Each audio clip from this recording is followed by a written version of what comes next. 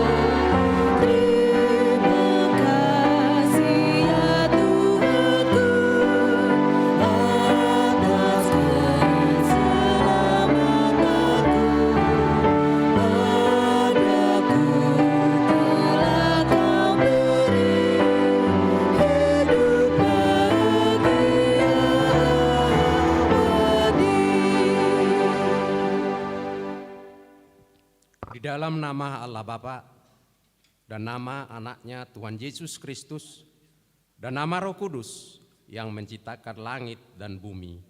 Amin. Allah yang telah mengasihi kita dan yang telah mengutus anaknya sebagai pendamaian bagi dosa-dosa kita. Saudara-saudaraku yang kekasih, jikalau Allah sedemikian mengasihi kita, maka haruslah kita juga saling mengasihi. Haleluya.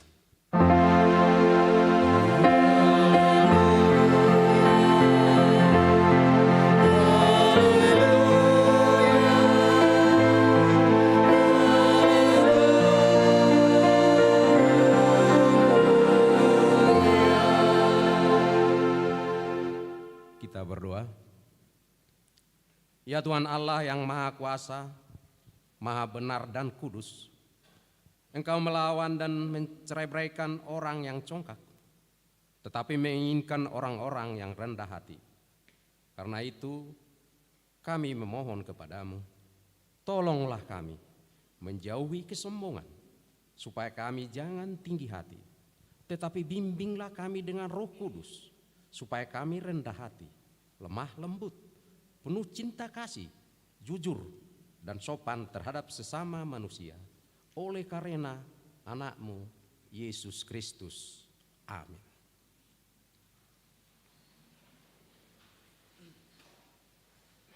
Kita memuji Tuhan dari buku nyanyian nomor 399 ayat 1 sampai dengan ayat 2.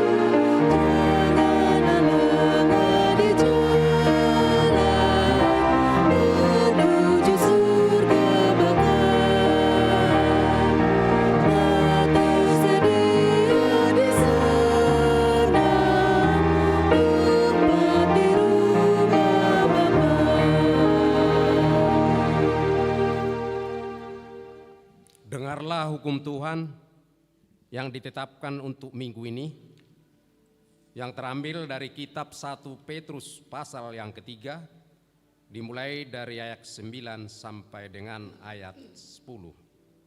Demikian bunyinya.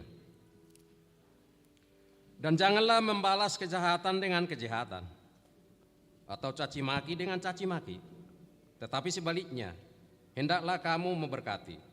Karena untuk itulah kamu dipanggil, yaitu untuk memperoleh berkat. Sebab siapa yang mau mencintai hidup dan mau melihat hari-hari baik, ia harus menjaga lidahnya terhadap yang jahat dan bibirnya terhadap ucapan-ucapan yang menipu. Demikian firman, demikian hukum Tuhan. Marilah kita bersama-sama berdoa, memohon kekuatan kepada Tuhan Allah. Ya Tuhan Allah, kuatkanlah kami untuk melakukan yang sesuai dengan hukum-Mu. Amin. Kita memuji Tuhan dari buku nyanyian nomor 174 ayat 3.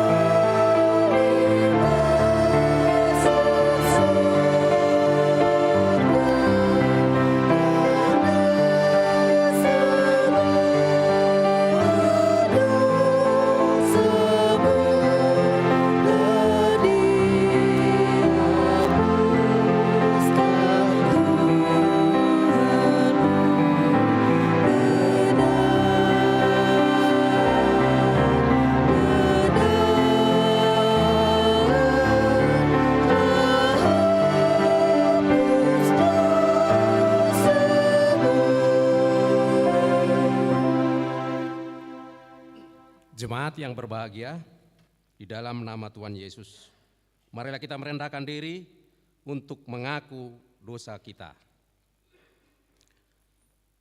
Ya Tuhan Allah Bapa kami Yesus Kristus, Engkaulah Allah yang maha kuasa, pencipta segala sesuatu. Engkau adalah adil menghakimi semua orang. Kami datang ke hadapan-Mu, mengaku segala dosa kami yang kami lakukan karena melanggar hukum-Mu, baik melalui perkataan kami yang tidak benar maupun karena nafsu keinginan duniawi yang selalu mempengaruhi kami. Kami patut mendapat murka Tuhan akibat dosa kami itu. Tetapi Engkau adalah Tuhan pengasih dan penyayang. Kasihanilah kami. Ampunilah segala dosa-dosa kesalahan kami di dalam anak-Mu Tuhan Yesus Kristus. Karuniakanlah kami Roh Kudus agar kami setia mengikuti Engkau di dalam kebenaran dan kekudusan dan memperoleh hidup yang kekal yang Tuhan janjikan bagi setiap orang yang percaya kepada anak-Mu Yesus Kristus Tuhan dan Juru Selamat kami. Amin.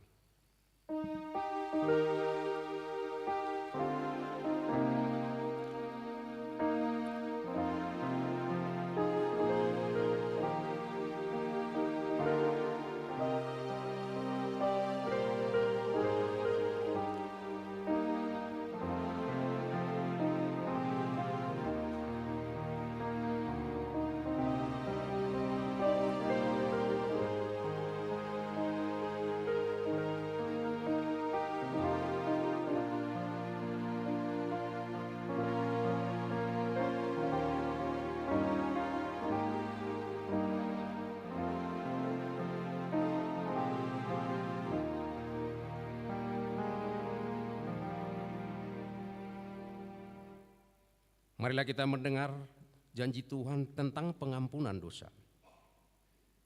Karena semua orang telah berbuat dosa dan telah kehilangan kemuliaan Allah. Dan oleh karena kasih karunia telah dibenarkan dengan cuma-cuma karena penebusan dalam Kristus Yesus. Kristus Yesus telah ditentukan Allah menjadi jalan perdamaian karena iman dalam darah-Nya. Kemuliaan bagi Allah di tempat yang maha tinggi. Amin.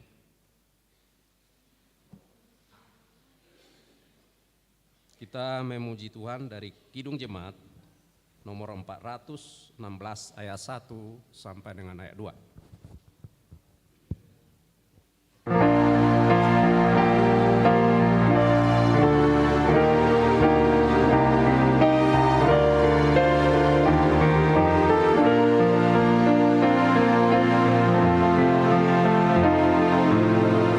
Bersembunyi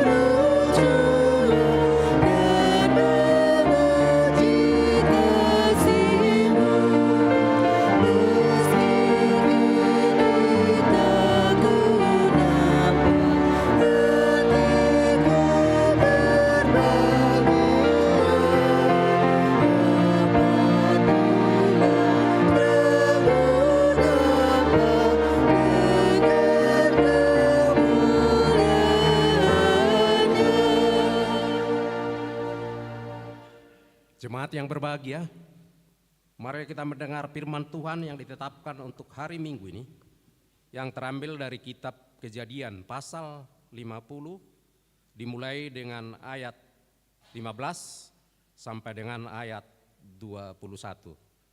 Kita membacanya secara responsoria. Demikian bunyinya. Ketika saudara-saudara Yusuf melihat bahwa ayah mereka telah mati, berkatalah mereka, boleh jadi Yusuf akan mendendam kita dan membalaskan sepenuhnya kepada kita segala kejahatan yang kita lakukan kepadanya.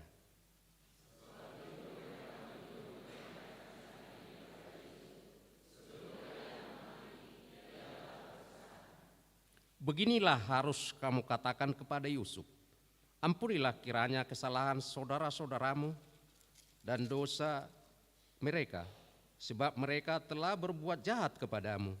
Maka sekarang ampunilah kiranya kesalahan yang dibuat hamba-hamba Allah ayahmu. Lalu menangislah Yusuf ketika orang berkata demikian kepadanya.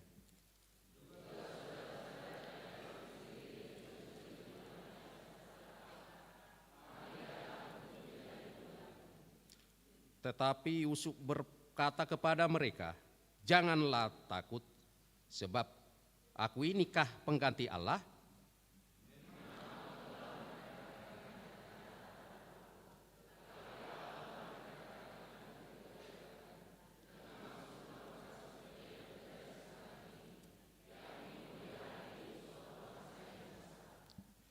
Jadi janganlah takut, aku akan menanggung makanmu dan makan anak-anakmu juga. Demikianlah ia menghiburkan mereka dan menenangkan hati mereka dengan perkataannya. Demikian firman Allah. Berbahagialah orang yang mendengar firman Allah serta memeliharanya. Amin.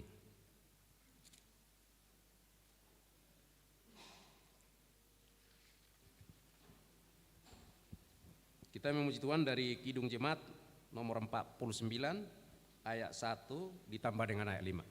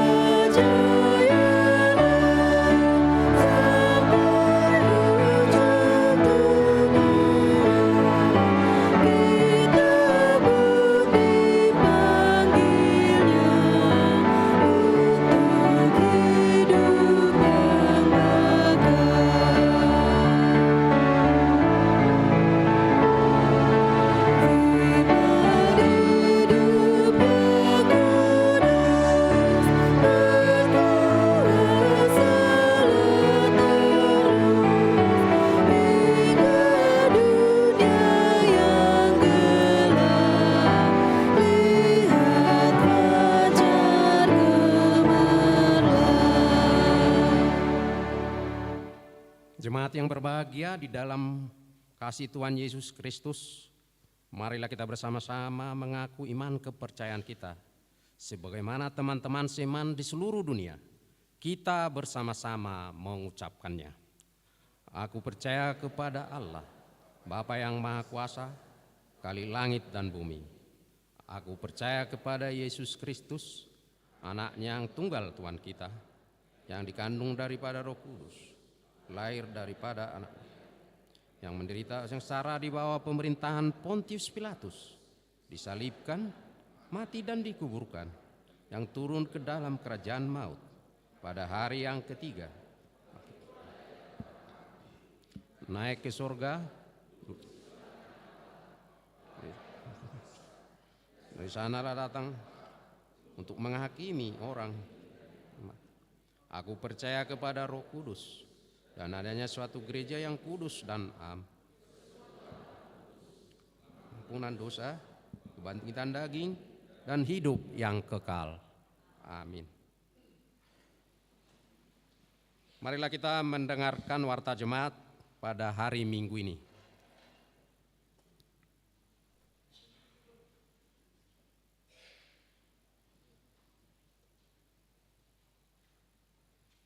Om. Warta Jemaat September 2023, nama minggu kita minggu ke-15 setelah Trinitatis dengan topik minggu Jangan Menghakimi. 2.1 Sermon Parhalado.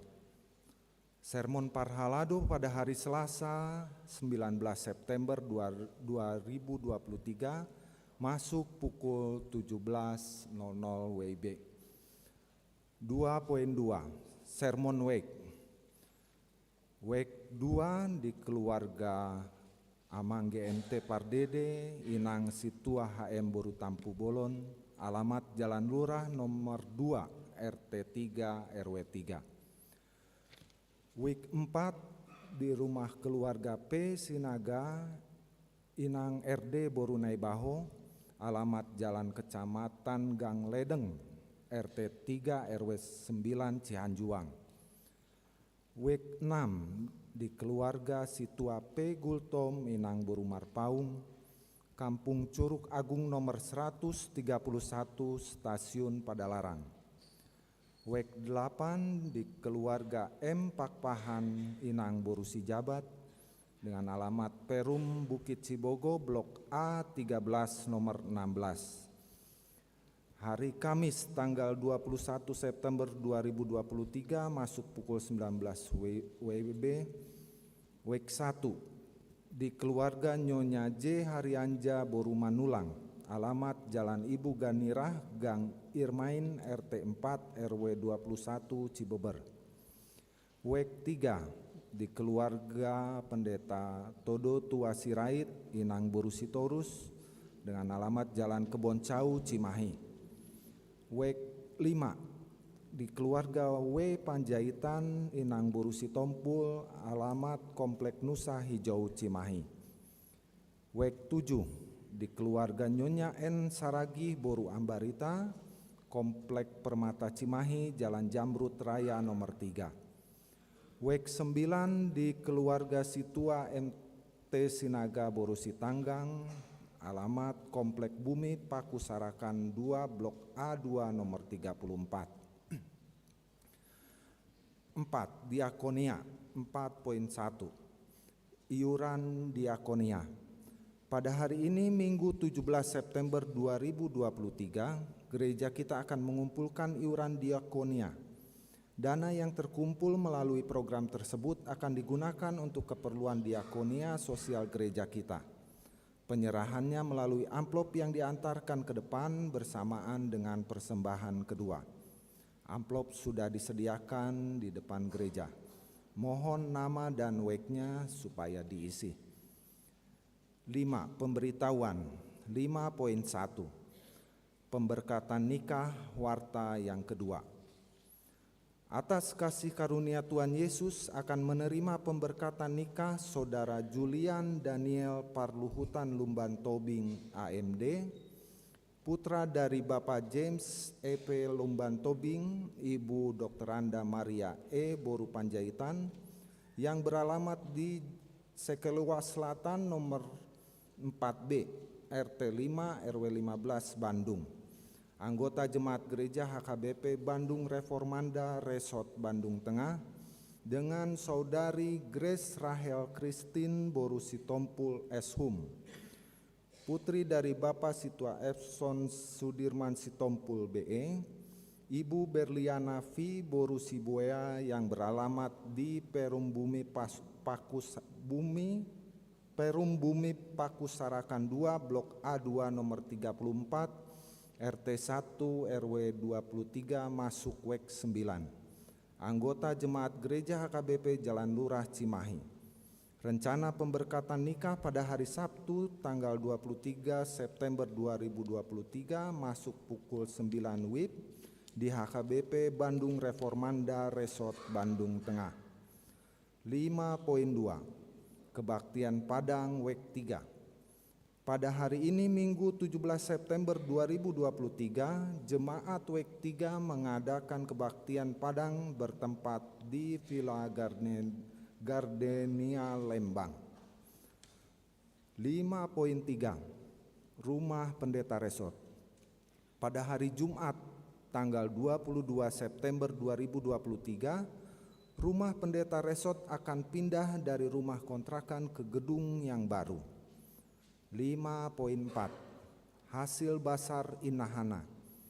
Hasil Basar Inahana tanggal 30 Juli 2023 sebesar Rp3.450.000 diserahkan ke pembangunan. Demikianlah warta jemaat pada hari Minggu ini. Tuhan memberkati. Shalom.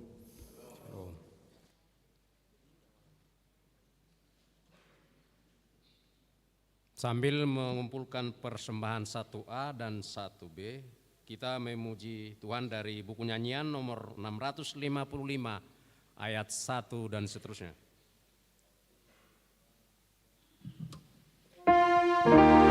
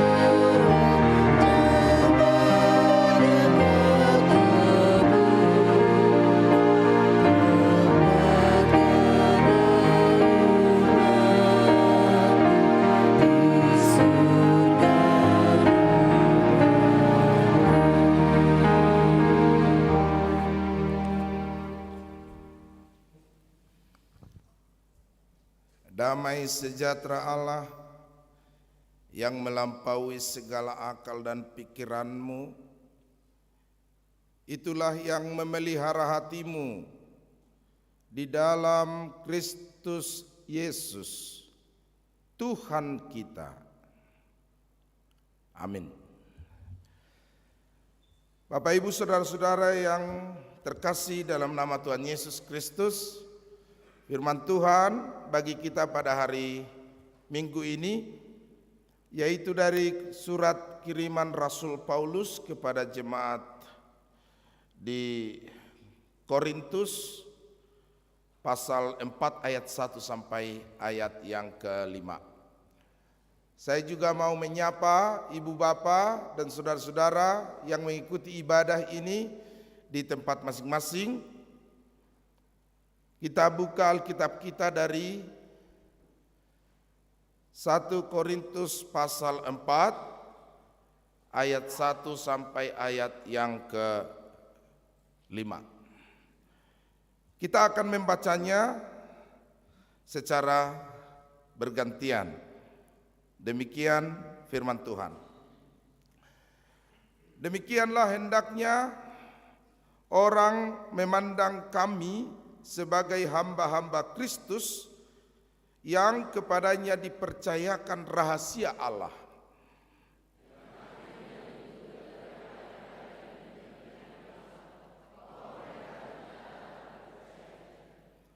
Bagiku sedikit sekali artinya, entahkah aku dihakimi oleh kamu atau oleh suatu pengadilan manusia, malahan diriku sendiri pun tidak kuhakimi.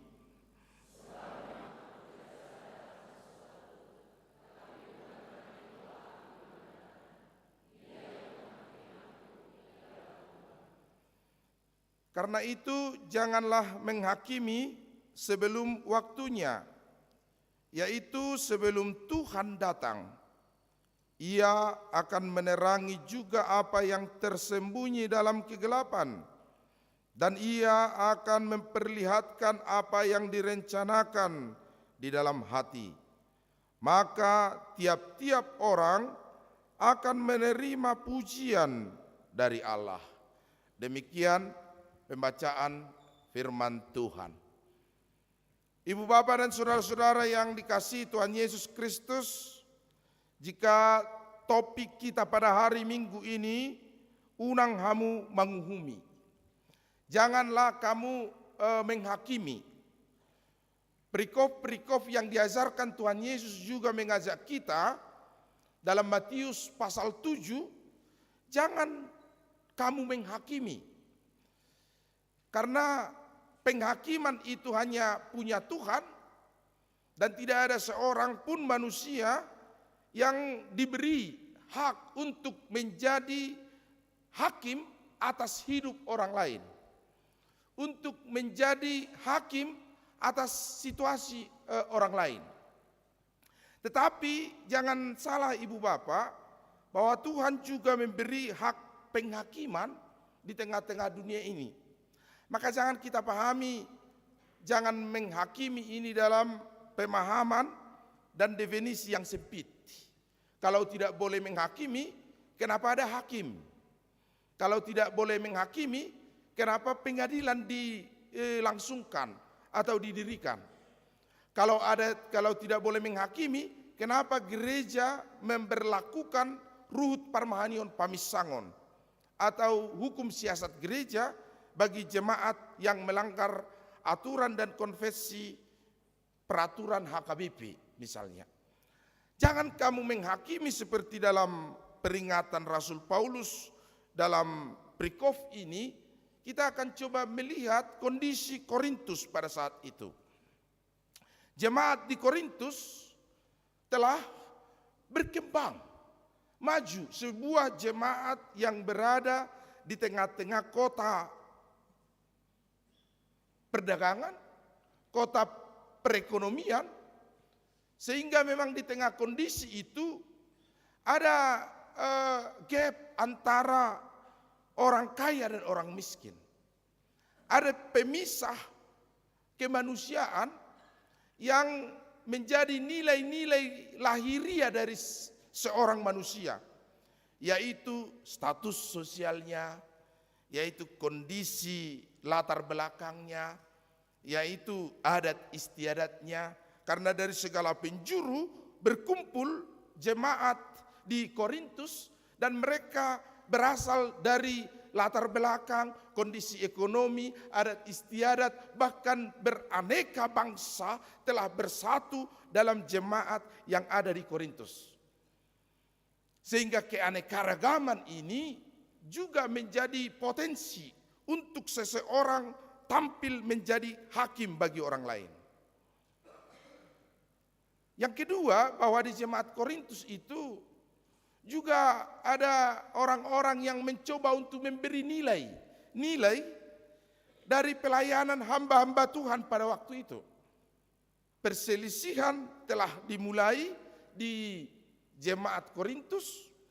Saya adalah golongan Apollos, kami adalah golongan Kepas dalam 1 Korintus 3, kami adalah golongan Paulus, kami adalah golongan Yesus Kristus.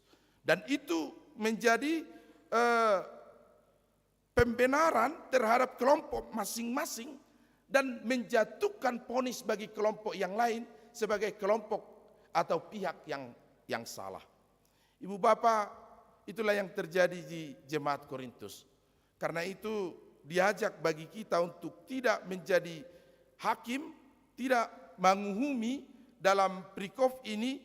Yang pertama maksudnya adalah janganlah setiap kita terburu-buru memberi penilaian kepada orang lain. Kalau itu kita bisa baca dalam Yohanes 7 ayat 24. Janganlah kamu menghakimi atas dasar yang nampak. Janganlah kamu menghakimi atas penilaian bahagian terluar dari manusia. Di sebuah kafe yang sangat bonafit, ada orang yang sedang duduk di satu sudut kafe itu, tempat orang-orang berkumpul.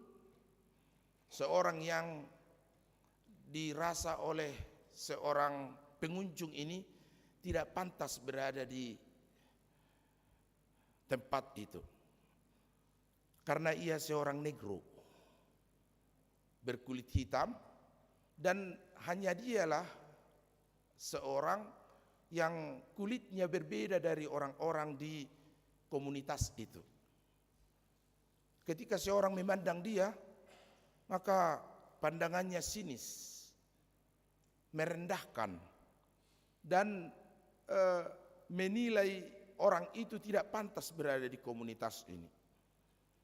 Lalu ia mencoba memikirkan cara bagaimana supaya seorang negro ini tersinggung dan merasa supaya ia tidak berada di situ dan pergi dari tempat itu. Lalu si bapak ini memanggil pelayan, "Hei, kamu sini." Dengan suara yang agak keras, semua pengunjung restoran ini, kafe ini, saya traktir makanan terbaik. Kecuali si bapak itu, katanya. Lalu dia tunjuk si negro itu, atau orang yang berkulit hitam itu. Tapi dia duduk santai, lalu tersenyum, katanya begitu. Gak tersinggung dia, gak pergi dia saja yang tidak saya traktir, katanya. Pelayan, semua orang di restoran ini saya traktir minuman termahal, tapi bukan dia. Kepada dia jangan berikan, katanya. Makin sumringah senyum si bapak ini mendengar bahwa minuman terbaik dan termahal ditraktir di seluruh pengunjung itu saat itu. Lalu si bapak ini penasaran, ini ada apa ini? Saya rasis Dia tidak tersinggung pikirnya. Lalu ditanya pelayan, hei, pelayan itu siapa? Itu bapak itu siapa? Saya tidak traktir dia malah senyum-senyum. Jangan-jangan orang gila ya. Usirlah dia dari restoran ini, katanya. Pak, jangan salah. Dia pemilik restoran ini, katanya kepada si bapak tadi. Rupanya dia pemilik restoran itu. Ia menilai tampilan luarnya saja. Ia memberi penilaian atas apa yang nampak saja.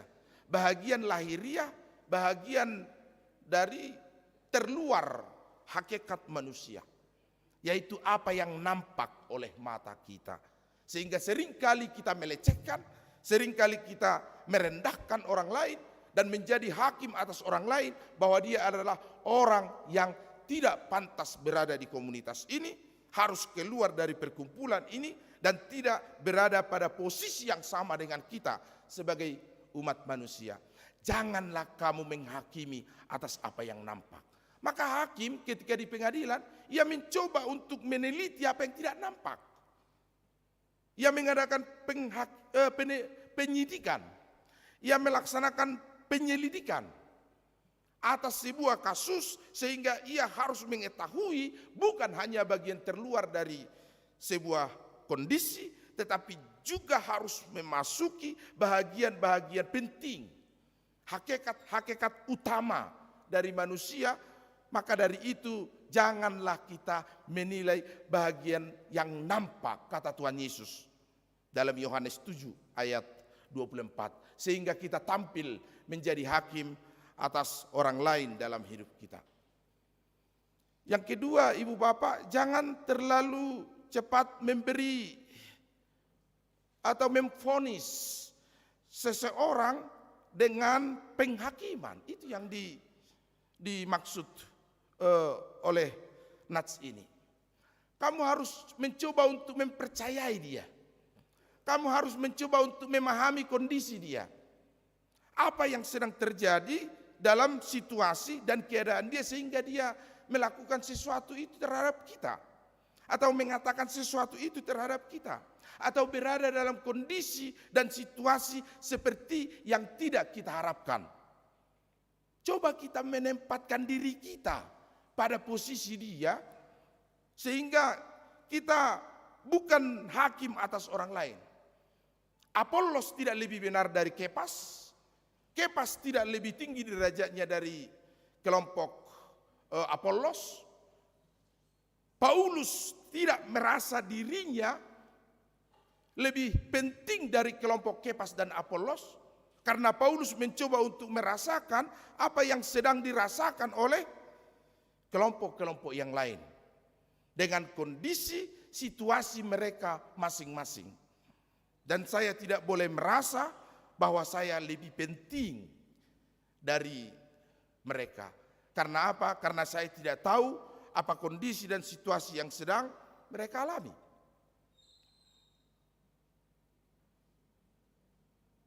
Ada sebuah keluarga yang anaknya sedang operasi di sebuah rumah sakit. Dia tunggu-tunggu hasil operasi ini dengan hati yang berdebar-debar. Kira-kira apa nanti hasil operasi ini? Lalu ia bertekad bahwa setelah operasi selesai, ia harus berbicara dengan sang dokter untuk menanyakan kondisi anaknya. Tetapi sesudah operasi selesai berjam-jam, dokter itu berkata, asisten yang memanggil stafnya, kamulah yang memberitahukan kepada orang tua pasien bahwa operasi telah selesai, berjalan dengan baik, dan mohon doa supaya melewati krisis dan nanti akan sehat kembali, katanya. Setelah keluar dari ruangan operasi, tergopoh-gopoh si bapak ini menghampiri dokter. Dokter, Pak Dokter, katanya. Tapi si dokter itu berlalu saja, tanpa mengatakan sepatah kata pun, atau bahkan menoleh pun tidak. Tapi langsung dihadapi oleh asisten dokter ini. Ada apa, Pak? Boleh kita berbicara? Kamu siapa? Saya asistennya. Bukan kamu yang mau saya tanyakan. Dokternya kemana tadi? Sudah pergi. Tuh dokter sombong. Sombong sekali dia. Hanya menghampiri pun, menoleh pun tidak. Luar biasa sombongnya. Itu dokter apa itu? Katanya marah-marah si bapak ini. Pak, mohon tenang Pak, kata asistennya. Tidak boleh. Saya akan laporkan itu sebagai pelanggaran etika. Dan segala macam si bapak ini marah-marah. Pak, mohon tenang katanya. Ya sudah, bagaimana tadi operasinya? Pak, saya belum akan menjelaskan operasi bapak. Saya masih akan menjelaskan kondisi sang dokter. Pak, mohon dimaklumi. Pak dokter masih akan mau menenangkan diri. Karena 3 hari yang lalu, ia mengoperasi anaknya sendiri dan operasinya gagal. Baru saja kemarin dikuburkan anaknya dan hari ini ia harus menolong anak bapak untuk operasi yang sama dan menyelamatkan anak bapak dalam operasi itu. Si bapak langsung terkejut dia. Karena ia tidak tahu kondisi si dokter itu sedang menghadapi apa. Benar Pak begitu? Benar.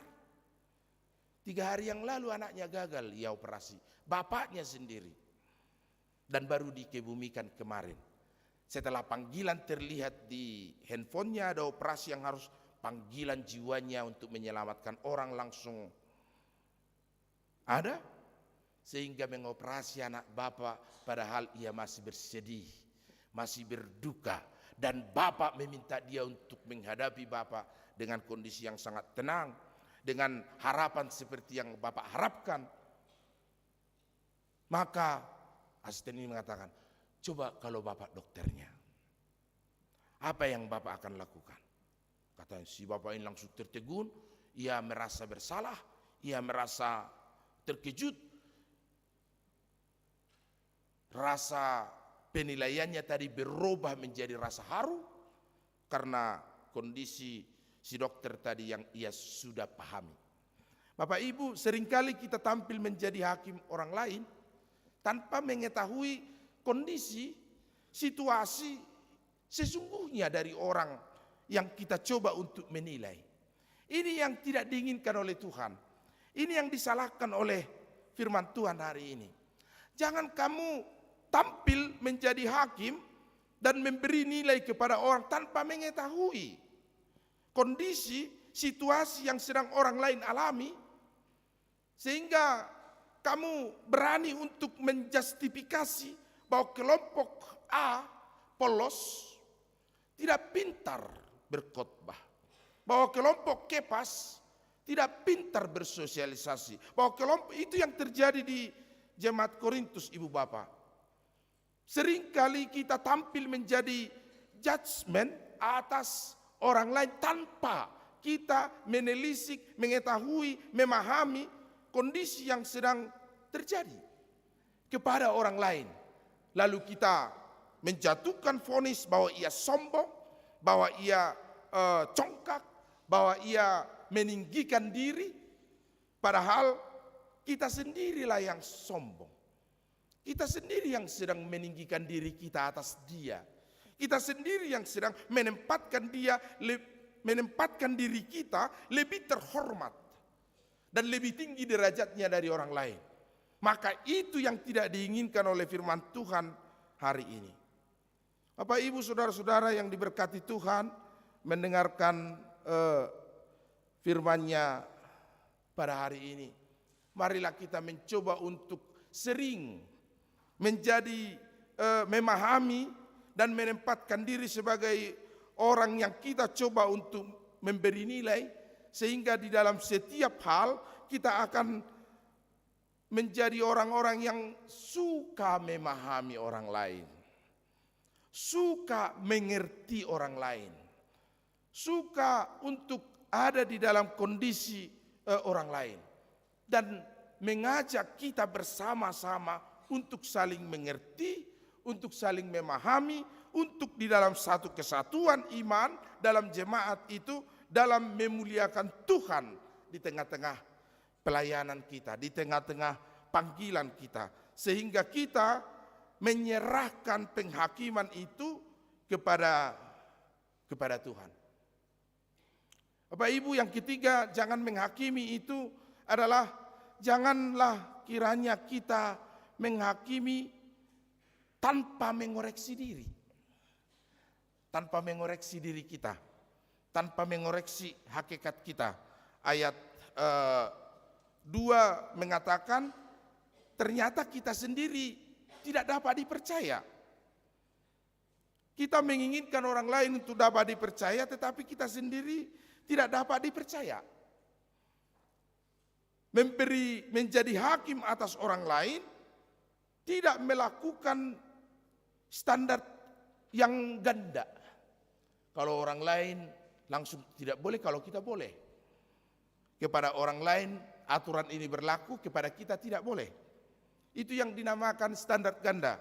Tanpa melihat apa yang perlu dikoreksi dari diri kita. Jangan-jangan kita juga pelaku yang sama dengan orang-orang yang sedang kita nilai. Dengan orang-orang yang sedang kita beri judgment. Ini dekat-dekat dengan egois, merasa diri paling benar, merasa diri paling baik, dan merasa diri lebih terhormat. Dan menempatkan orang lain pada posisi yang lebih rendah. Padahal kita sendiri adalah orang yang lebih rendah dan lebih tidak terhormat dari dia.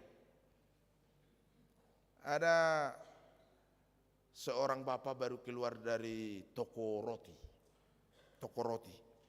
Lalu dia duduk di tempat duduk dan tidak ada lagi sisa tempat duduk yang ia harus duduki. Ia harus duduk di samping seorang bapak yang terlihat kumuh dengan pakaian compang-camping, nampaknya dia miskin atau jangan-jangan pengemis. Si bapak ini melihat, wah ini miskin ini. Aduh, jangan-jangan pengemis nih. Dari tampangnya pengemis. Lalu ia duduk di situ dengan tenang. Si bapak tadi tersenyum. Lalu mereka berdiam diri masing-masing dalam pikiran masing-masing sambil memakan roti. Kesibukan mereka hanya memakan roti. Si bapak ini mengambil roti dari sampingnya yang ada di antara mereka. Lalu makan. Si bapak itu tadi juga mengambil roti dari tempat yang sama. Lalu makan. Mereka saling berpandangan dan si bapak yang tampak kumuh ini tersenyum. Sepertinya dia merasa bahwa mereka sedang sama-sama lapar.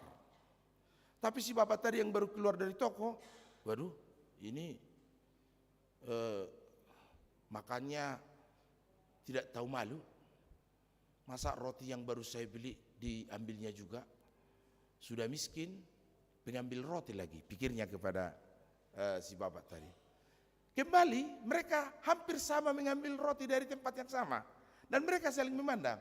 Tidak ada kata-kata, tetapi masing-masing berkecamuk dalam pikiran masing-masing. Si bapak tadi mengatakan, benar, kita sama-sama sedang lapar. Tapi yang baru keluar dari toko ini tidak tahu malu. 2 kali dia mengambil roti saya. Tanpa minta, tanpa berkata apa-apa. Ini memang benar-benar orang miskin. Pengemis tidak tahu diri, pikirnya. Roti ini habis, si bapak itu pergi. Dan di pikirannya masih berkecamuk hal yang tadi. Tidak ada kata terima kasih dari dia. Roti saya dihabiskan, roti saya dimakan tanpa kata terima kasih. Jangan-jangan dia miskin, pengemis, tunarungu lagi, pikirnya dalam hatinya. Karena tidak bisa berbicara.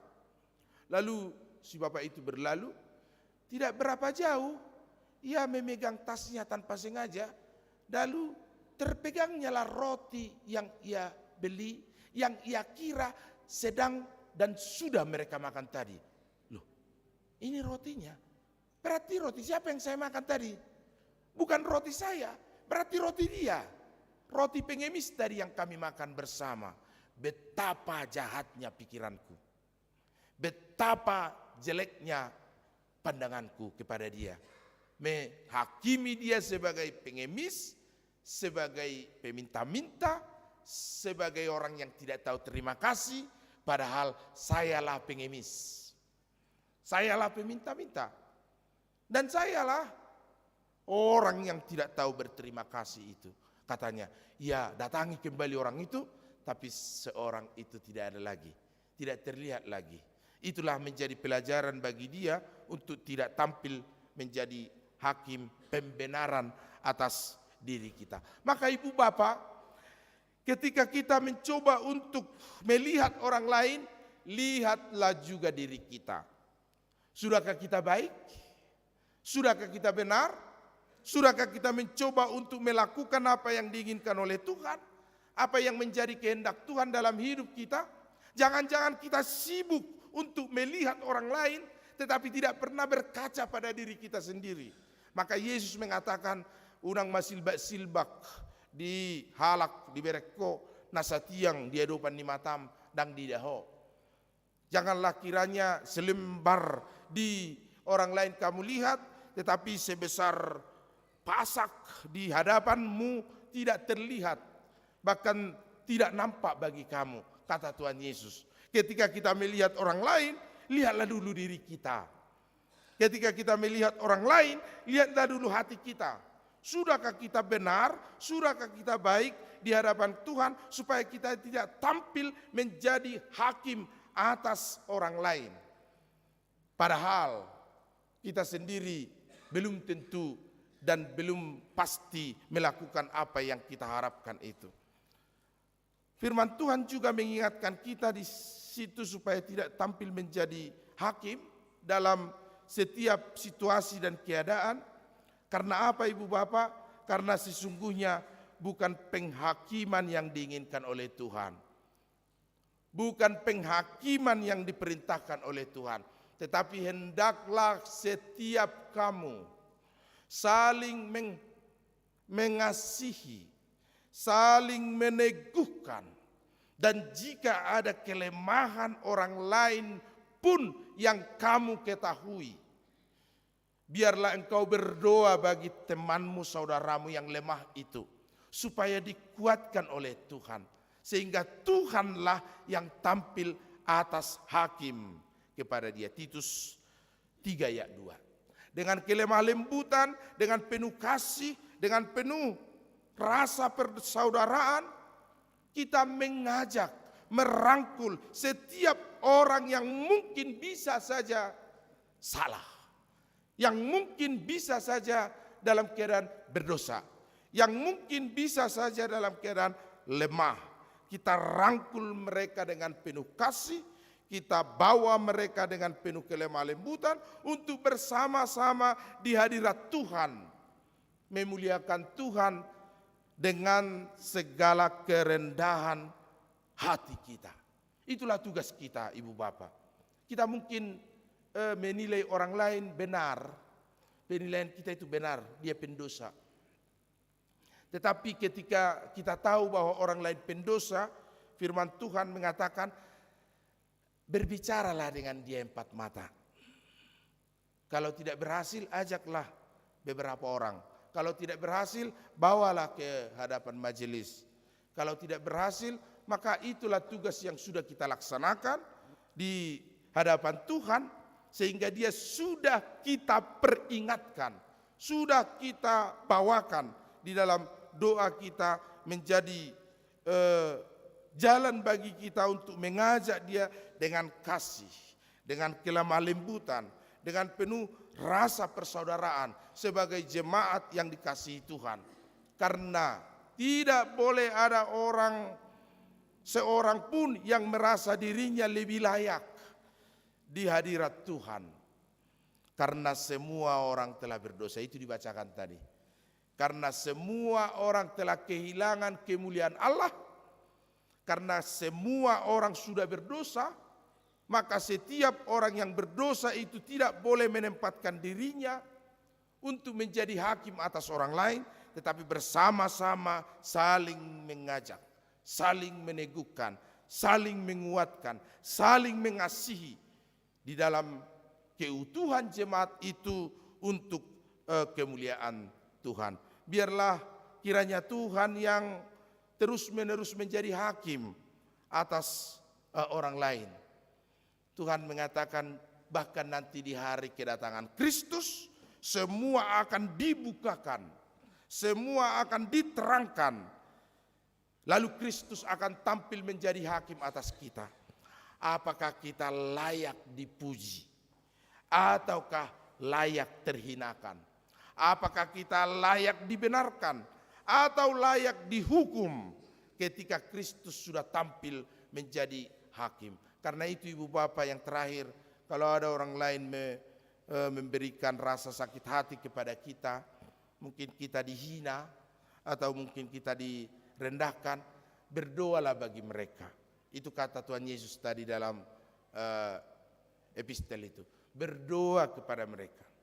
Ampunilah mereka. Jangan mendendam, jangan marhosom, jangan menyimpan akar pahit dalam hati kita. Tetapi dengan rasa ketulusan, kita mau saling mengampuni seperti Yusuf dan saudara-saudaranya. Bukan menimbulkan konflik yang baru atas konflik yang sudah kita alami sebelumnya, tetapi menghadirkan pengampunan, menghadirkan kata saling menerima dan memaafkan, sehingga situasi konflik yang berbeda itu boleh disatukan kembali dan diutuhkan kembali.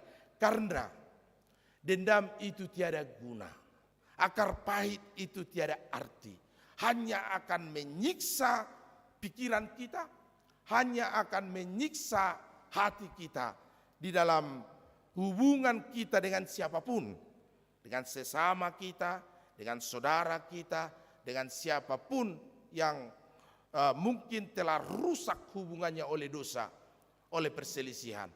Kalau masih ada di sini kita yang masih menyimpan akar pahit, dendam, tinggalkanlah di gereja ini. Nanti kembali dari gereja ini saling menerima, saling memaafkan, saling mengampuni. Karena itulah yang diinginkan oleh Tuhan dari setiap kita.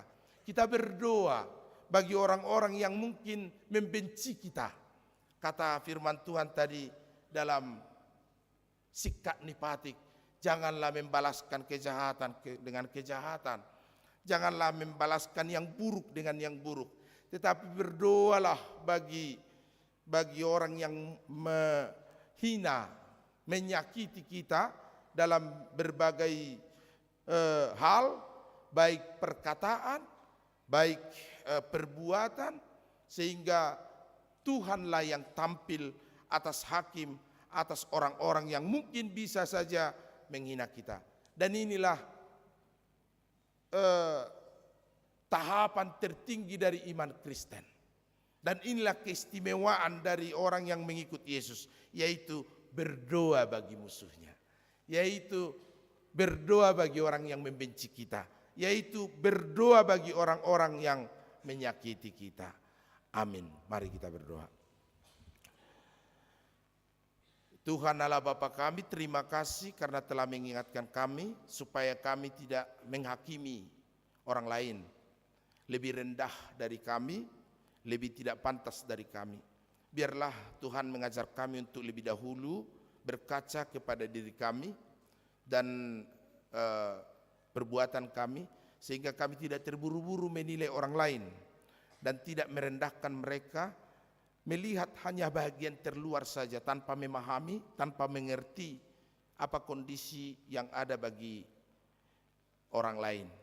Biarlah setiap kami Tuhan menjadi orang-orang yang mampu memberi maaf, pengampunan dan saling menerima atas kelemahan orang lain, sehingga Tuhan setiap hal yang terjadi dalam hidup kami boleh dipulihkan dan diteguhkan kembali karena kami boleh saling memahami dan mengasihi. Tuhan berkati jemaat Tuhan yang mengikuti ibadah ini di gereja ini, biarlah setiap kami Engkau lindungi dalam pekerjaan, dalam aktivitas kami. Jemaat Tuhan yang ulang tahun kelahiran panjang umur dan sukacita, ulang tahun pernikahan, biarlah Tuhan yang memberkati rumah tangga mereka dalam kebahagiaan yang dari Tuhan. Berkati jemaat Tuhan yang akan menikah, Julian Daniel Lumban Tobing and Grace Tompul. Biarlah Tuhan yang semakin mendewasakan kasih di antara mereka, dan pemberkatan pernikahan mereka boleh berjalan dengan baik dan lancar, karena Tuhan menolong mereka dalam setiap hal yang mereka lakukan. Berkati kebaktian Padang Week 3 di Gardenia Lembang.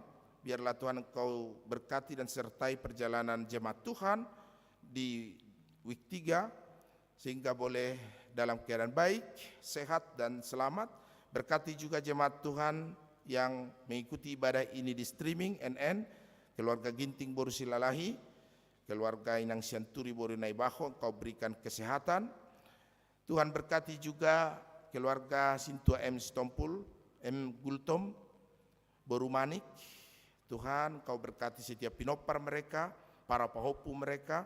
Kau berkati NN Week 6, juga keluarga Cia Sirait, Boru Situmorang, Lisbeth A. Manulang. Tuhan biarlah anugerah-Mu yang senantiasa menambahkan sukacita bagi kehidupan mereka. Janji iman, keluarga Manurung Boru Manihuruk, apapun yang Tuhan janjikan dan mereka janjikan kepada Tuhan, biarlah Tuhan yang menganugerahkannya.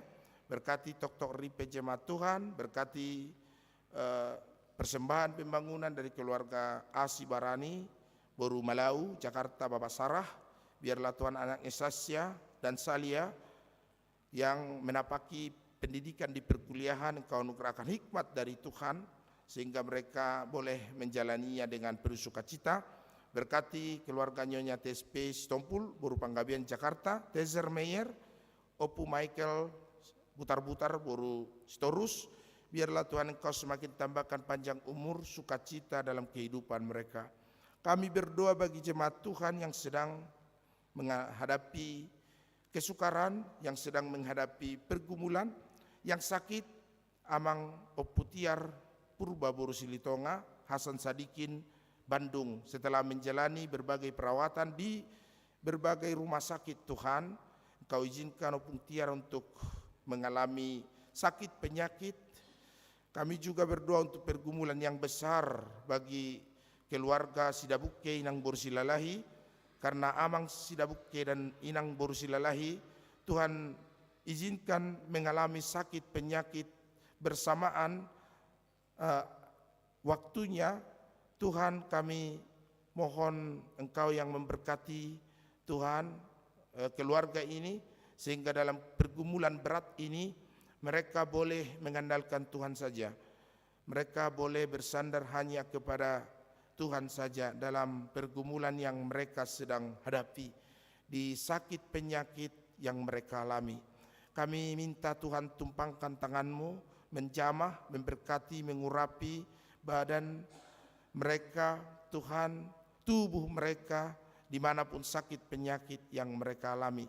Sehingga di dalam nama Yesus dipulihkan dan disembuhkan. Tuhan Engkau tolong mereka supaya tetap kuat dan kokoh untuk berada di dalam pengharapan yang dari Tuhan.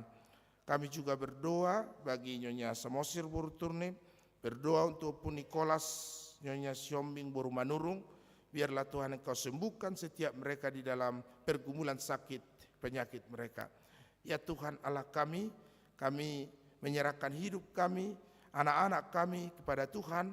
Biarlah Tuhan yang membentuk mereka menjadi anak-anak yang tangguh, kuat dan kokoh dalam segala hal, bertumbuh baik dan sehat, menjadi anak-anak yang takut akan Tuhan dan senantiasa menapaki pendidikannya di dalam kebajikan dari Tuhan, pekerjaannya di dalam keuletan dan kesungguhan yang dari Tuhan, rumah tangganya di dalam damai sejahtera yang dari Allah, sehingga setiap kami Tuhan di dalam segala hal kami menyerahkannya kepada Tuhan saja.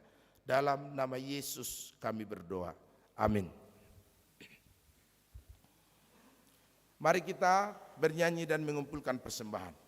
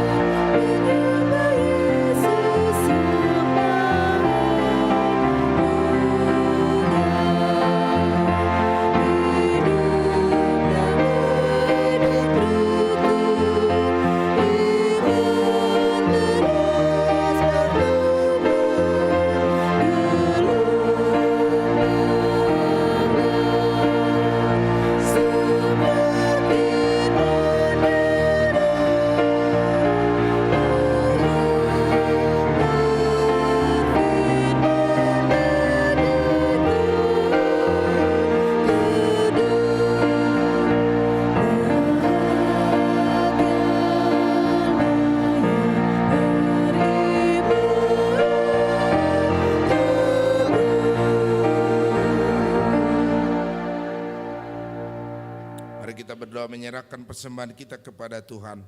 Ya Allah Bapa kami yang di surga, kami mengaku bahwa Tuhan adalah sumber dari segala karunia yang melimpah dalam kehidupan kami masing-masing.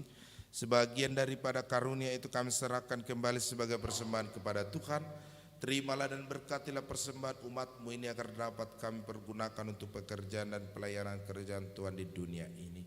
Bukalah hati kami untuk mengenal betapa banyak berkat dan karunia yang kami peroleh dari Tuhan, supaya kami senantiasa bersyukur kepadamu di dalam nama Yesus Kristus Tuhan kami. Amin.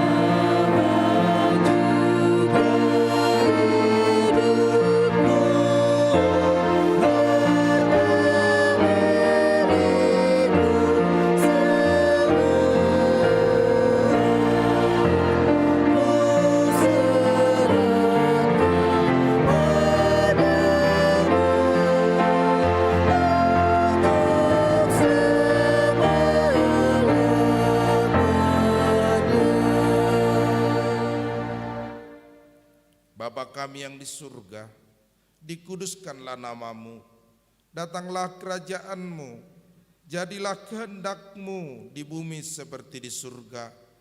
Berikanlah kami pada hari ini makanan kami yang secukupnya, dan ampunilah kami akan kesalahan kami, seperti kami juga telah mengampuni orang yang bersalah kepada kami.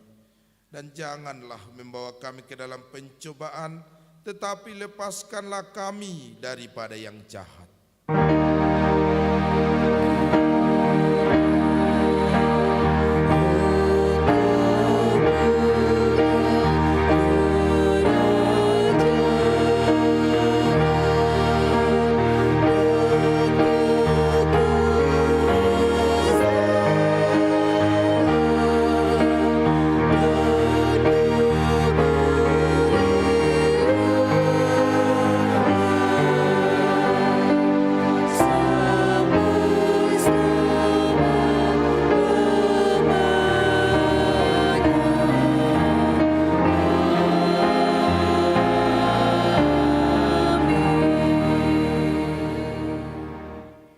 Pulanglah dengan sejahtera dan terimalah berkat Tuhan.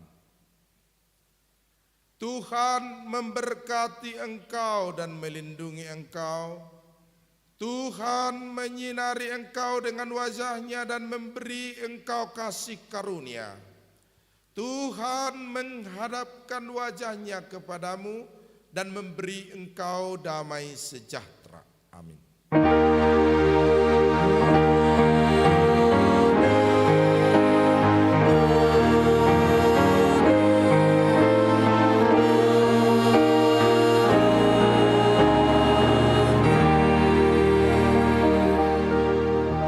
Shalom, selamat hari Minggu buat kita semua.